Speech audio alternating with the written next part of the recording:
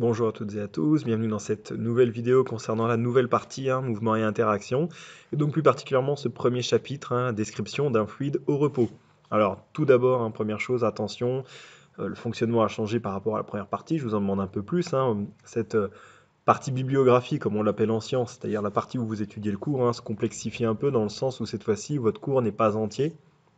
C'est-à-dire que vous allez devoir le remplir à partir des informations que je vous donne dans cette vidéo. Là encore pour l'instant, rien de bien compliqué, ça va se complexifier dans les prochaines parties. Donc comme toujours, je vous donne l'objectif de ce chapitre, il y en a plusieurs, donc vous allez voir globalement rien de bien méchant pour cette partie. Alors, je vais donc commencer par tout ce que vous devez savoir pour cette première séance. Tout d'abord, c'est quoi un fluide? Un fluide, c'est un corps susceptible de s'écouler. D'accord? Donc ça exclut forcément les solides, par exemple, il n'a pas de forme propre. Donc, quand on met ça tous ensemble, il y a deux états qui correspondent à cet état fluide, c'est l'état liquide et l'état gazeux.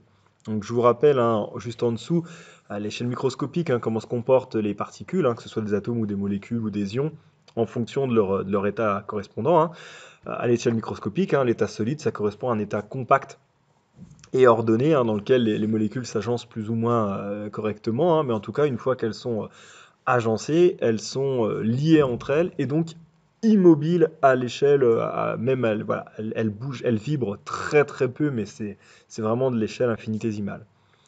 À l'état liquide, l'organisation est toujours plutôt compacte, mais cette fois-ci c'est vraiment désordonné. Elles sont moins liées entre elles, et donc elles peuvent se déplacer. Mais il y a encore des interactions entre les différentes particules, ce qui fait que dans l'ensemble ça reste encore assez compact.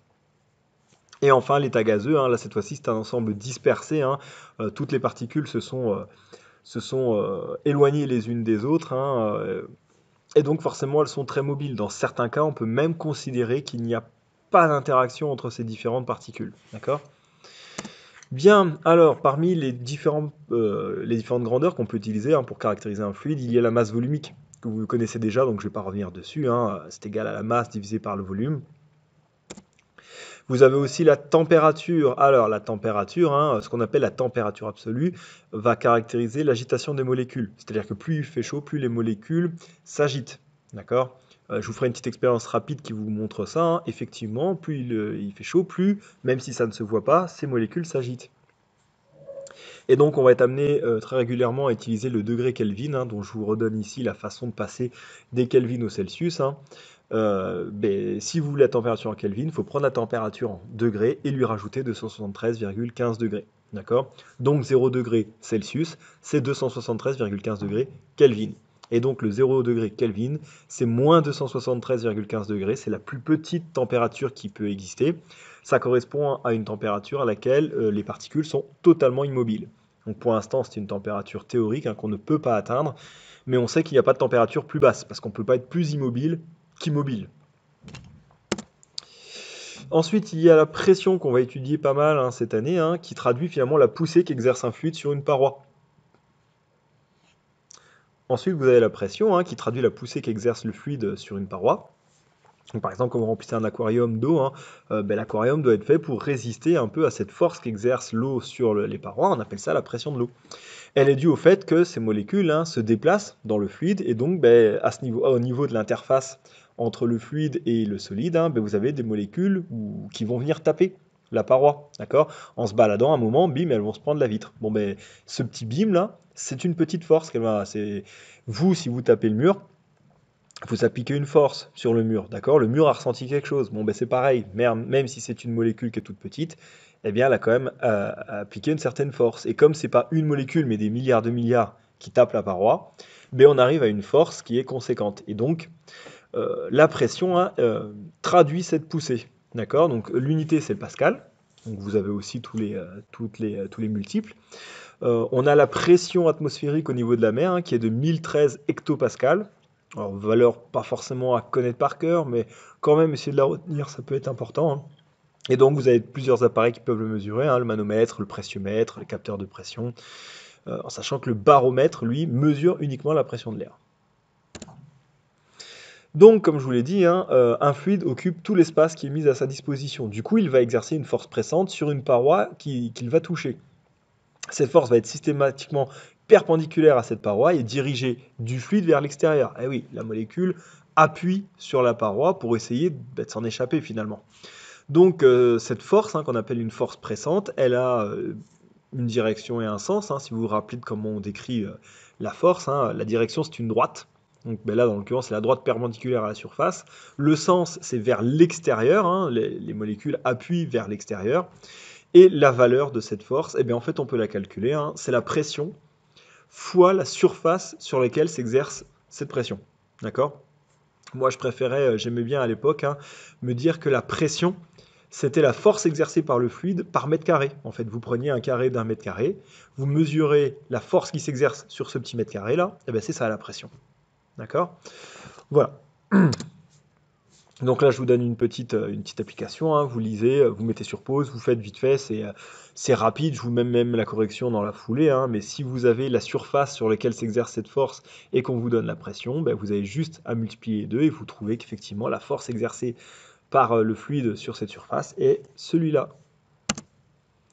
Alors, la loi de Mariotte, qu'est-ce que c'est? On s'est rendu compte que lorsqu'on emprisonne un fluide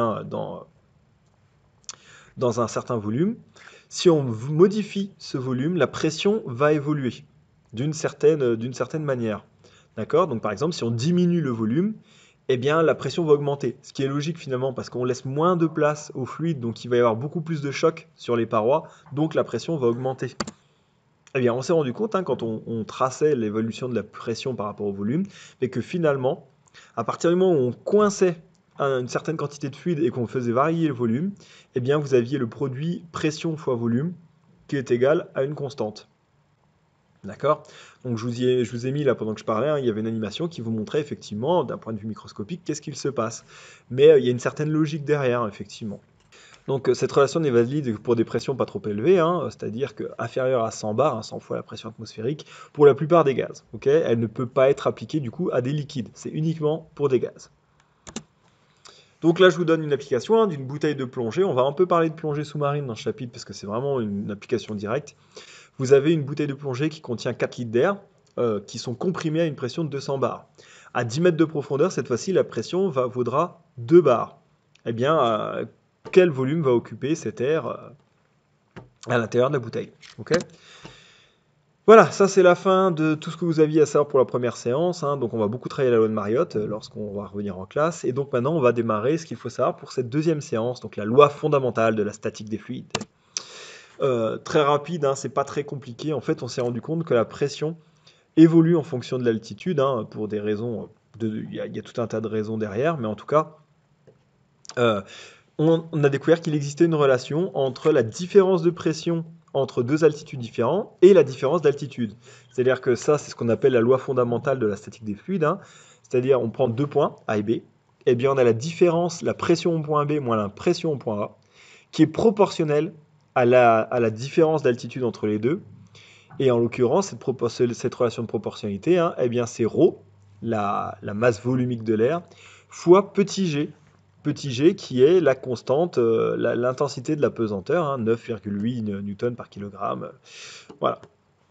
Rien de bien compliqué. Alors, la principale difficulté de cette formule, finalement, c'est que vous avez d'un côté PB moins PA, alors que de l'autre côté, attention, c'est pas ZB moins ZA, c'est ZA moins ZB. Voilà. Bon. Essayez de la retenir. Moi, je préférais son autre version qui était légèrement différente, c'est-à-dire qu'on nous apprenait PB moins PA, qui est égal à moins ρg fois, entre parenthèses, ZB moins ZA. Ça permettait d'avoir les lettres dans le même ordre de chaque côté. C'est juste que du coup, on avait un moins, mais j'avais plus de facilité à retenir le moins que l'inversion des lettres. Bon, ça, c'est vraiment vous qui voyez. Et donc là, je vous donne un exercice. Quelle est la pression que subit un plongeur à 10 mètres de profondeur? Donc vous devez utiliser la formule que vous avez vue juste avant, en sachant que vous connaissez la pression atmosphérique à 0 mètre de profondeur. Donc voilà, vous savez que la différence d'altitude sera de 10 mètres, vous n'avez plus qu'à calculer, vous allez voir, il n'y a rien de bien méchant là-dedans.